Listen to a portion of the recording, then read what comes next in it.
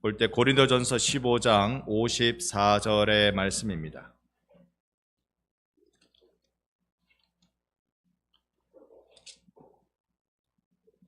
신약성경 283쪽 15장 54절로 55절의 말씀입니다.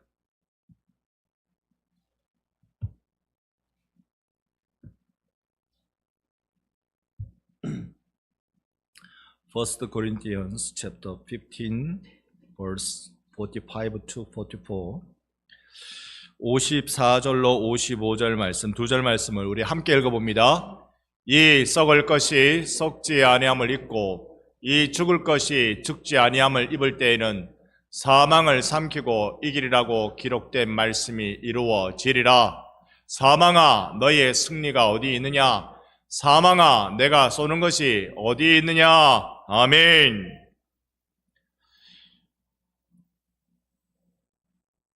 무서운 이야기 들어보셨습니까? 또는 좀 무서운 장난을 쳐보신 적이 있습니까?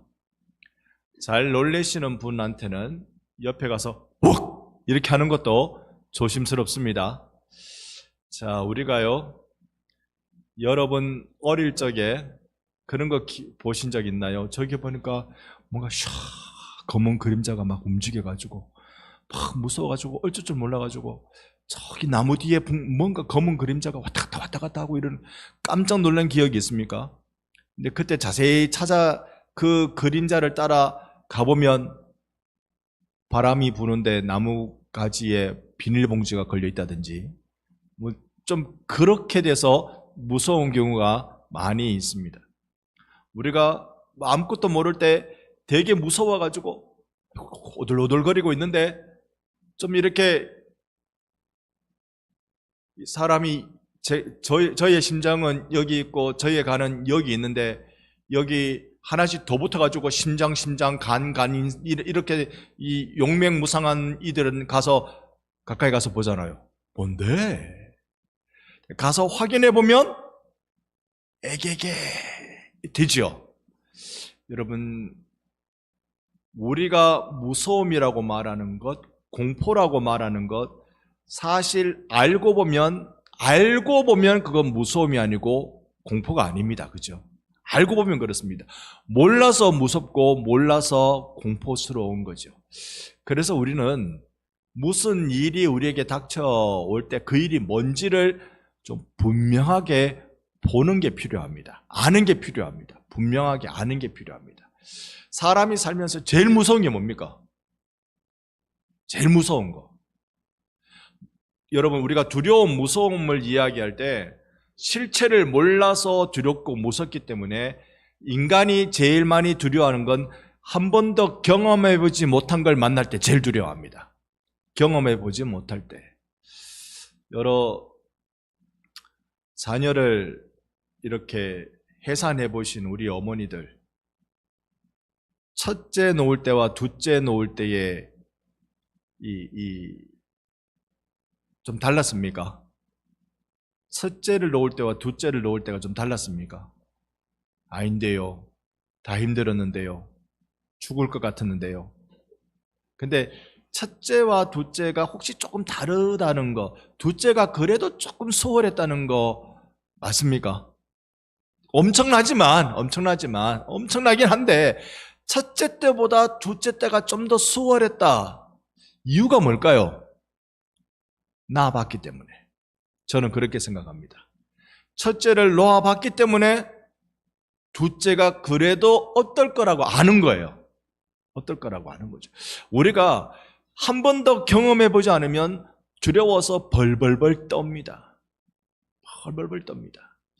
자, 인간이 경험해보지 않았는데 인간은 그것을 두려워한다. 경험해보지 않은 걸 두려워한다. 경험해보지 않은 것 중에 제일 두려운 건 뭘까요? 경험해보지 않은 것 중에 제일 두려운 거. 여러 가지 우리가 경험이 많지 않으니까 여러 가지 다 두렵습니다만 제일 두려운 거, 그건 죽음입니다. 죽음은 모두 다 두려워합니다. 아닌 사람이 간혹 있지만 모두 다 두려워합니다. 이유는요, 진짜로 그건 경험해 볼 수가 없어요. 그거는 누군가 나에게 경험담을 얘기해 줄 수도 없어요. 이 죽음이라는 건 그건 단 한 번밖에 없고 그건 우리가 경험하지 못했기 때문에 지극히도 두려운 대상입니다. 이것이 죽음이 가지고 있는 큰 권세입니다. 너 죽을래? 이 말에 다 조용해져 버리잖아요. 죽음이라는 거. 자, 사람은 그런데 제일 두려워하는 이것을 피해갈 사람은 한 사람도 없습니다. 다 죽습니다. 공평하죠? 일단 공평하게 너나 할 것 없이 다 죽습니다. 그리고요, 그 죽음에 이르는 시간은 우리가 어떤 생물학적인 생각으로 가지면 사람은 점점 살아갑니까? 점점 죽어갑니까? 그죠? 저 언젠지 모르지만 죽을 날이 있을 거 아니에요. 그러면 사람은 점점 죽어가는 거죠. 이야, 이거 점점 더 공포스러워 갑니다. 점점 더 죽어가는 것이 인간은 경험해보지 못했기 때문에 점점 공포스럽습니다. 그러면 성경은 이걸 뭐라고 얘기하는가? 우리가 이 고린도 교회가 가지고 있는 큰 영적인 이 두려움이 뭐냐면 죽음의 문제인데요. 이 죽음의 문제에 두려움으로만 쌓여 있으면 예수 그리스도의 부활의 문제 앞에 마음이 흔들립니다. 자, 고린도 교회가 가지고 있는 특징, 고린도전서 우리 15장을 폈는데요. 12장 한번 열어봅시다. 12장이 아니고 12절. 고린도전서 15장 12절. 그 고린도 교회에 어떤 일이 있었기 때문에 그럴까요? 그리스도께서 죽은 자 가운데서 다시 살아나셨다 전파되었거늘 너희 중에서 어떤 사람들은 어찌하여 죽은 자 가운데서 부활이 없다 하느냐? 자, 부활이 없다라고 이야기하는 것입니다. 오늘 제가 조금 어려운 걸 조금 간단하게 한번 말씀드려 보겠습니다. 우리 생각도 이 당시에 또 그리스 사람, 헬라 사람들의 생각도 비슷한데요. 여러분, 사람이 죽으면 영혼은 계속 이어질 것 같죠? 영혼은 계속 이어질 것 같고 육체는 사라져버린다고 생각하잖아요. 그래서 사람들은 마음속에 육체는 악하다, 영혼은 선하다 이렇게 생각하고 살았습니다. 이게 예수님 당시에 그 당시에 헬라 사람들이 가지고 있는 생각도 이랬습니다. 그러니까 육체의 부활은 그들 가운데 없어요. 육체의 부활은 있을 수 없습니다. 육체는 그냥 죽으면 사라집니다. 흙으로 되든 먼지로 되든 아니면 뭐 어디 잡아먹히든 사라집니다. 영혼은 계속 존재한다. 그래서 바울이 부활에 대해서 전할 때에 사람들은 아유 뭐 우리가 다 죽을 건데 뭐 영혼은 부활이 아니잖아요. 영혼은 여기 살아있다가 육체 안에 있다가 육체 밖으로 나가는 거잖아요. 이건 부활은 아니고 새로운 장이 열린다. 그리스 사람들, 헬라 사람들 생각에 의하면 육체 안에 있다가 밖으로 나간 자유를 얻는다. 이렇게 생각하고 사는 것인데 여기에 바울이 와서 부활을 전하니까 이 자기들이 이때까지 알고 있던 생각하고 이게 안 맞는 겁니다. 이야, 여러분 이런 말 들을 때 어떨 것 같아요?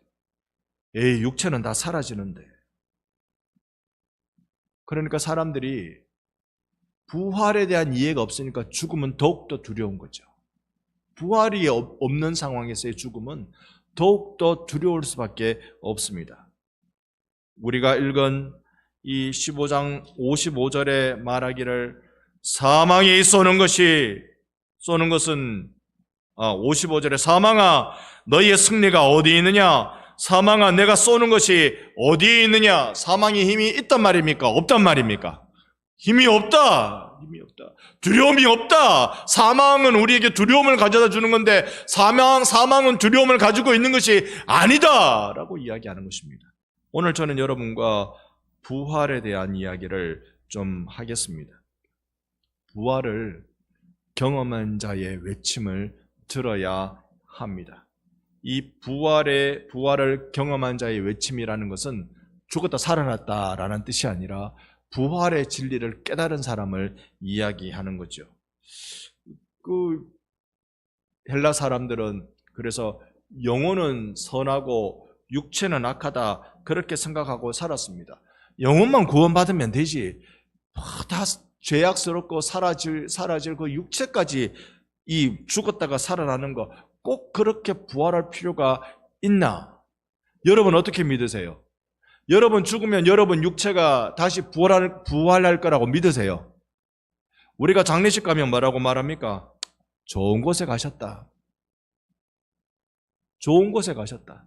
제가 목사로서 참 당황스러운 게 뭐냐면 그 유족이 예수님을 믿는 사람이기 때문에 가서 위로해줘요. 근데 돌아가신 분은 안 믿고 돌아가셨어요. 그러면 제가 좋은 데 가셨다라고 말할 수가 있습니까? 없습니까? 근데 유족이 물어요, 저한테. 우리 어머니 좋은 데 가셨겠지요? 여러분 좀 현명한 지혜를 좀 주십시오. 택도 없는 소리 지옥까지요. 이렇게 해야 됩니까? 좋은 데 갔습니다. 이렇게 해야 됩니까? 땀나는 시간입니다. 그래서 현명한 방법을 못 찾는 저는 그냥 싹 웃고만 나옵니다. 웃고만 나옵니다. 안 믿고 돌아가셨는데 좋은 데 가셨다 그러면 지옥이 좋은 데입니까? 그거 못할 일이죠. 우리가 죽음에 대한 이야기할 때 육체에 대한 이해는 전혀 없어요. 자, 오늘 우리 교회의 모습으로 돌아와서 한번 생각해 봅시다. 교회는 예배를 드리지만 죽음 이야기를 회피합니다. 이건 사실 그 종교개혁이 일어났던 유럽의 전통을 한국교회도 본받아 보는 게 어떨까 그런 생각합니다. 성도들이 돌아가시면 교회 뒷마당에 묘를 씁니다. 우리는 부활동산이 저기 한참 걸어가야 되잖아요.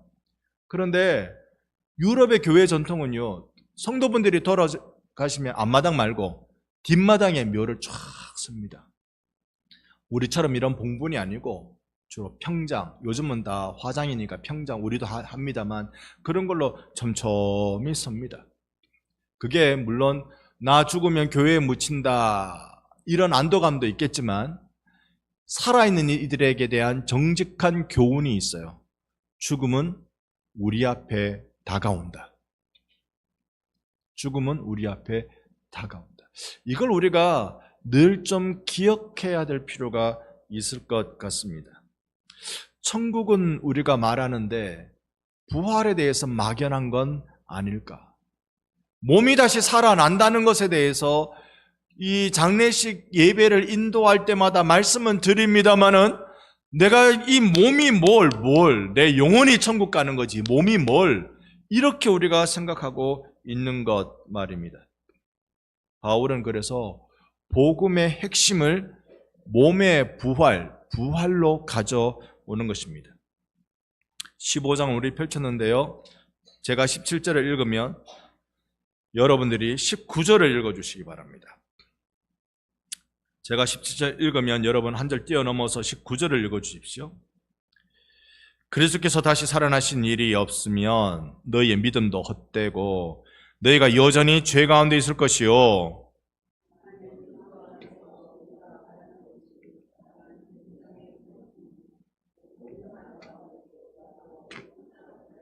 아멘. 여러분 오늘 우리 이 17절, 19절 예수께서 다시 살아나셨으면 예수 다시 살아나실 때 영혼만 살아나신 겁니까? 몸이 살아났잖아요. 예수께서 몸으로 살아나셨던 그 부활이 너희들의 것이다. 이것이 너희들에게 없다면 세상에서 제일 불쌍한 자다라고 말하는 겁니다. 여러분의 육체의 부활을 믿으시기를 바랍니다. 육체의 부활을 믿을 때 우리는 육체의 죽음의 두려움을 맞설 용기가 생기기 시작하는 겁니다. 수많은 그리스도인들이 죽음의 길에서 예수를 부인하지 않고 죽음을 당당하게 맞이할 수 있었던 것은 예수께서 부활하셨기 때문이라고 믿었기 때문에 그렇습니다. 여러분과 제가 이 육체의 부활을 복음으로 믿을 수 있기를 바랍니다. 이 썩을 것이 썩지 아니함을 입고 이 죽을 것이 죽지 아니함을 입을 때 부활은 여러분 위로의 말이 아니라 우리의 결말입니다. 최종의 것입니다. 희망이 아니라 승리가 되는 것입니다. 성경은 죽음에 대해서 26절에 가보면요, 원수라고 말합니다. 원수는 원수인데 26절에 보니까요, 원수는 원수인데 멸망받을 원수, 패망의 원수라고 말합니다. 패배가 결정되어 있는 원수가 뭐라고요? 그게 죽음이라고요. 여러분, 이 표현은 강력합니다. 사망을 삼키고 이기리라. 죽음이 우리를 삼킨다는 말이 아니라, 또 우리가 죽음을 삼킨다는 말도 아니라 부활이 죽음을 삼킨다. 한 목사님이 장례식에 갔는데 그 믿음 좋은 한 성도분이 돌아가셨어요. 근데 그 관 위에 글이 적혀 있다고 합니다. 여러분, 관 위에 장례식 관 위에 글 적어 놓은 거 보셨죠? 우리 30분 땡겨 왔는데 30분 일찍 마칠 수 있도록 여러분, 관 위에 이 글 적은 거 보셨죠? 예. 주로 뭐라고 적습니까? 안 믿는 분들은 학생, 죽어서도 배우는 사람이라 학생 뭐이라고 이렇게 적습니다만, 우리는 집사, 권사, 장로, 목사, 누구누구 이렇게 씁니다. 근데 이분의 관 위에는 재미나게 써져 있어요. 이렇게 썼다고 합니다. 잠시 자리 비움, 곧 다시 만납시다. 이렇게 써놨대요. 관 위에다가. 그래서 조문객으로 온 이 중에 한 분이 그 문구를 보고는 눈물을 닦다가 웃음이 터졌대요. 잠시 외출 중이란 말입니다. 잠시 외출 중이다. 이것이 우리의 부활신앙입니다. 여러분, 이것이 우리의 부활신앙이에요. 그래서 이 묘지를 지나갈 때 우리가 여기 누운 사람들 다 끝났지 세월 앞에 장사가 있나, 그렇게 말하면서 이거를 죽은 이들을 보관하는 창고로 여길 것인지, 아니면 다 씨앗이에요. 씨앗. 다시 살아날 씨앗이에요.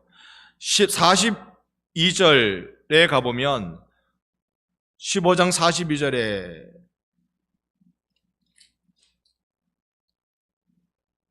죽은 자의 부활도 그와 같으니 썩을 것으로 심고 썩지 아니할 것으로 다시 살아나며, 여러분의 육체가, 썩을 육체가 땅에 죽어 땅에 묻히면 썩습니다만 그것이 썩을 것으로 되지 않고 다시 살아날 줄로 믿습니다.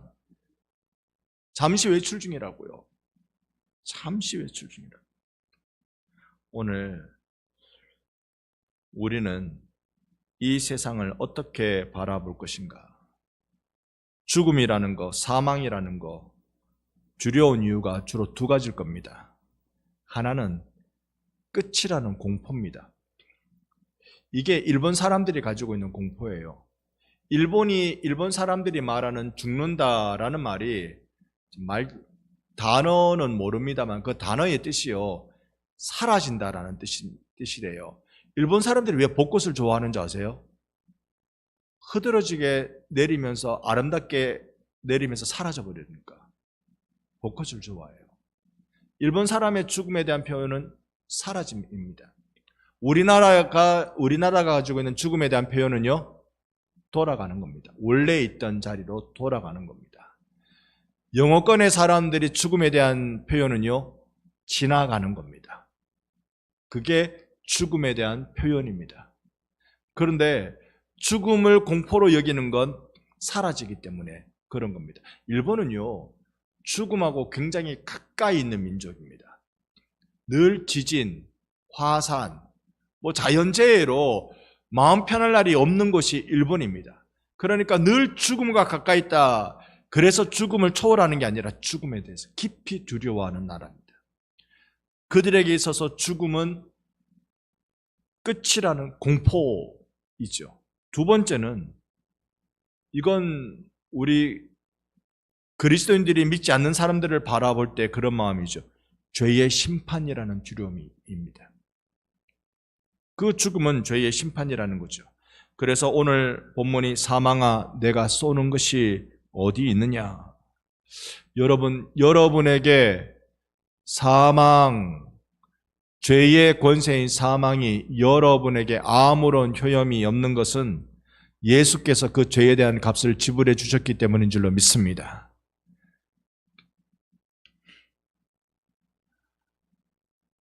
화살을 쏩니다. 그런데 이 화살은 어떤 거냐면 앞에 고무로 되어 있어요. 그래서 쏘면 플라스틱에 가서 딱 붙는 화살. 애들 장난감. 그거 보고 겁내는 사람이 있어요? 쏠 테면 쏴봐라. 쏠 테면 쏴봐라. 그거 겁내는 사람 없습니다. 여러분에게 사망은 어떤 것입니까? 예수 그리스도께서 사망이 크게 무서워지게 보이는 죄의 값을 지불하셨기 때문에 우리는 죄에 의하여 죽임 당하지 않는 자. 우리가 죽음 자체를 부정하진 않지만 죄에 의하여 삼킴바 되지 않는 자, 죽음의 지배를 받지 않는 자로 우리는 살아가게 되는 것입니다. 이 바울이 전한 복음이 육체의 부활을 복음으로 전하고 있는 것입니다. 오늘 저는 조금 어려운 말씀을 이날 밤에 좀 드렸습니다. 그런데 한 가지로 여러분과 좀 이 본문을 매듭 짓고 싶은 것은요. 우리가 살아가는 세월 자체가 힘들다라고 표현할 때 죽지 못해 산다, 죽을 것 같다, 그런 말들을 합니다. 여러분도 그런 세월을 한번 겪어보셨어요? 살아보셨습니까? 저는 그런 무시무시한 경험은 없어가지고 그 절박함에 대해서는 잘 이해하지 못합니다. 하지만 분명한 건 죽을 것 같은 그 힘겨움으로 살아내는 사람들이 있었습니다. 그건 제 부모님도 마찬가지고요. 죽을 것 같이 살아낸 세월들 옆에서는 지켜봤습니다. 죽지 못해 산다, 그 힘겨움을 가진 성도들을 많이 봤습니다. 여러분은 어떠십니까? 그런데 여러분, 우리가 예수의 부활을 가지고 있는 우리는 이렇게 말하지요. 장례식장에서도 소망을 말할 수 있는 이들이 바로 예수 믿는 사람들입니다. 병상에서도 찬송을 부를 수 있는 사람이 예수 믿는 사람들입니다. 인생의 마지막에도 담대하게 만드는 것이 예수 믿는 사람들인 줄로 믿습니다.